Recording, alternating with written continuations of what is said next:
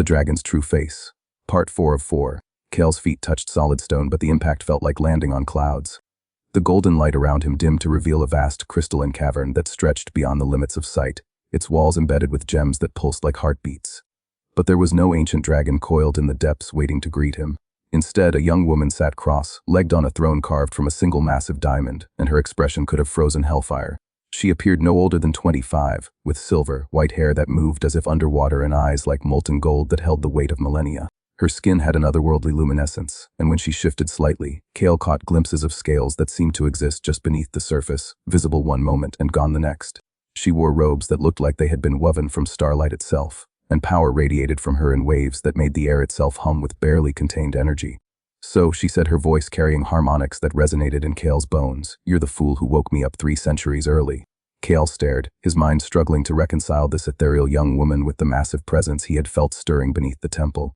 "You're Aethros," his voice barely above a whisper. Her laugh was like silver bells mixed with distant thunder. "I am what Aethros became during his imprisonment. Dragons, you see, are not bound by the same concepts of form that limit lesser beings. When my consciousness was scattered and bound, it reformed in ways that your kind would find unusual." She rose from her throne with fluid grace, and Kael noticed that her feet didn't quite touch the ground. As she moved, reality seemed to bend slightly around her, space contracting and expanding in ways that made his eyes water. "But you can call me Lyralei, if it makes your mortal mind more comfortable. It's a name I chose during the long centuries of dreaming." The cavern around them shifted and changed as she spoke, walls flowing like water to reveal chambers filled with treasures from a dozen different civilizations. Gold and jewels were scattered carelessly among artifacts of incredible power, crowns that had belonged to god-kings, swords that had slain demons, books bound in scales that contained the secrets of creation itself. 3,000 years, she continued, her voice taking on a dangerous edge.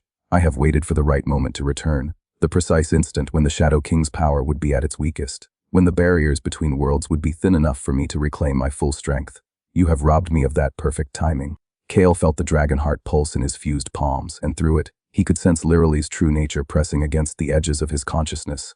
She wasn't lying about being Aethros, but she wasn't telling him everything either. The dragon's sacrifice had been real, but something had gone wrong during the binding process. Something that had changed her in ways that even she might not fully understand. "The Shadow King is rising now," Kael said, trying to keep his voice steady. "If we don't stop him." Lyralei's eyes flashed with amusement and something darker. "You assume we share the same goals, little key. You assume that because I once fought alongside your ancestors, I have any love for what humanity has become." She gestured, and the air filled with images, cities choking on their own smoke, forests stripped bare for profit, oceans poisoned by mortal greed. Wars fought over scraps while abundance lay within reach if only humans could overcome their nature. "In 3,000 years of dreaming, I have watched your species through the eyes of every creature that flies. I have seen what you do when you think no one is watching. The Shadow King offers corruption, yes, but you offer something far worse: mediocrity, a slow, grinding destruction of everything beautiful in the world." Kael's grip tightened on the dragon heart, and he felt its power respond to his will for the first time since claiming it. The gem's golden light flared, and Lyralei raised an eyebrow in genuine surprise.